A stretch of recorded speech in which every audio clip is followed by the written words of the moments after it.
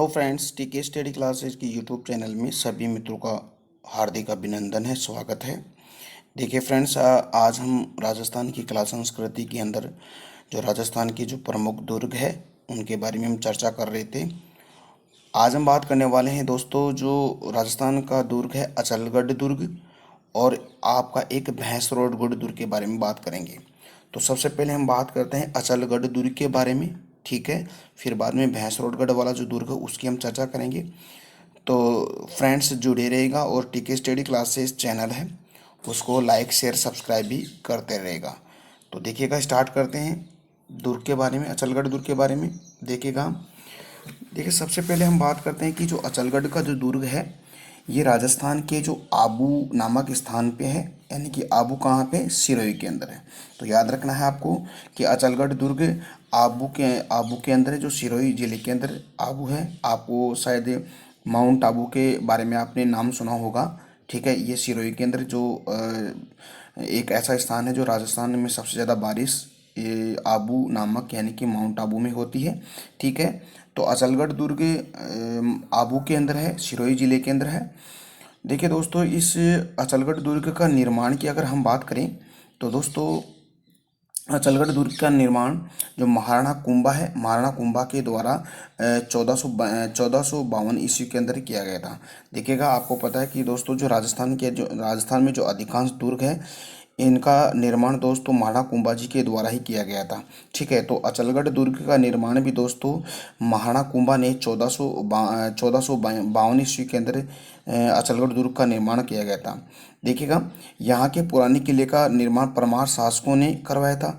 यानी कि इस अचलगढ़ दुर्ग के जो आज वर्तमान में जो दुर्ग है उससे उसके इस दुर्ग से पहले दोस्तों जो परमारकालीन शासकों के द्वारा, हम कह सकते हैं परमार शासकों के द्वारा यहाँ पर एक पुराने दुर्ग का निर्माण किया गया था, और उसी के स्थान पर जो आधुनिक दुर्ग है अचलगढ़ दुर्ग उसका निर्माण 1452 ईस्वी के अंदर जो महाराणा कुंभा के द्वारा किया गया था।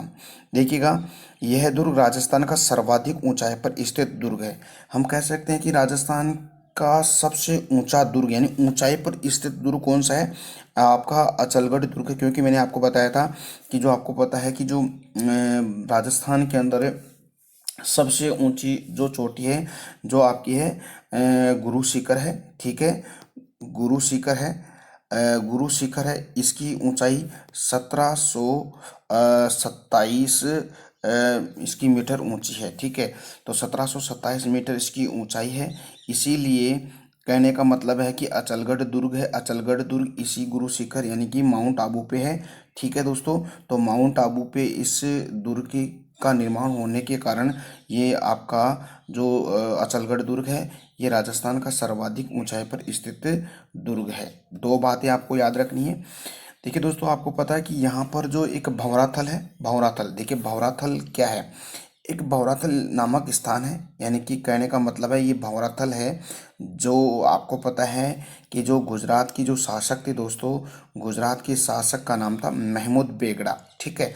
महमूद बेगड़ा की सेना पर यहाँ पर मधुमक्खियों के द्वारा आक्रमण कर दिया गया था, ठीक है। यानी हम कह सकते हैं कि अचलगढ़ दुर्ग पर गुजरात के शासक महमूद बेगड़ा के द्वारा आक्रमण किया गया था। तो इस दुर्ग की रक्षा के लिए दोस्तों, इस दुर्ग की अंदर जो मधुमक्खियों के द्वारा इस महमूद बेगड़ा की सेना पर आक्रमण कर दिया था, और इस दुर्ग को इस महमूद बेगड़ा की सेना से बचाए इन मधुमक्खियों ने। इसीलिए यहाँ पर एक भंवरातल नामक स्थान है, ठीक। उस भंवरातल स्थान को हम कहते हैं मधुमक्खियों के आक्रमण के कारण। आपको पता है दोस्तों, आपको कमेंट सेक्शन में बताना है कि एक भंवरातल और है राजस्थान के अंदर, वो कहाँ पे है। वैसे मैंने आपको पढ़ा दिया है, तो कमेंट सेक्शन में कमेंट करके मेरे को बताइएगा कि एक भंवरातल कहाँ है। एक भंवरातल आपका अचलगढ़ दुर्ग में है और एक भंवरातल कहाँ पे है, ठीक है। तो उसको आप कमेंट सेक्शन में कमेंट करके मेरे को बताइएगा, ठीक है। तो मैंने बात बताई है कि इस अचलगढ़ दुर्ग के अंदर एक भंवरातल नामक स्थान है, जहाँ पर गुजरात के जो शासक है महमूद बेगड़ा के द्वारा आक्रमण कर दिए जाने के कारण उस दुर्ग की सुरक्षा के लिए इस दुर्ग में स्थित मधुमक्खियों ने इस महमूद बेगड़ा की सेना पर आक्रमण कर दिया और इस दुर्ग को बचा लिया। ठीक है, तो ये दुर्ग है अचलगढ़ दुर्ग है। ठीक है, अब दोस्तों इस दुर्ग में क्या क्या स्थित है उसकी हम बात कर लेते हैं। देखिए इस दुर्ग में क्या क्या है, देखिएगा सबसे बड़ी बात है कि यहाँ पर सावन भादो झील है। ठीक है, एक झील है सावन भादो। ठीक है, देखिएगा सावन भादो झील। ठीक है, सावन भादो झील है। एक मंदाकिनी कुंड है। ठीक है, मंदाकिनी कुंड, मंदाकिनी कुंड, एक सावन भादो झील, दो बात हो गई। एक दोस्तों अचलेश्वर महादेव का मंदिर भी। ठीक है, अचलेश्वर महादेव का मंदिर, एक कुंभा व उदा की मूर्तियां भी हैं। ठीक है, तो जो इस दुर्ग को का निर्माण करने वाली जो महाराणा कुंभा है, इस कुंभा की यहाँ पर मूर्ति स्थित है और एक उदा की भी यहाँ पे मूर्ति स्थापित की गई है। तो ये आपका अचलगढ़ दुर्ग हो गया। एक बार इसका हम थोड़ा सा ओवरव्यू लेते हैं एक बार फिर से। ठीक है, इसका रिवाइज करते हैं। देखिएगा अचलगढ़ दुर्ग माउंट आबू सिरोही के अंदर है। इसका निर्माण दोस्तों महाराणा कुंभा के द्वारा 1452 ईस्वी में किया गया था, क्योंकि यहाँ पर पहले एक पुराना किला था जिसका निर्माण परमार शासकों के द्वारा करवाया गया था। यह दुर्ग राजस्थान का सर्वाधिक ऊंचाई पर स्थित दुर्ग है।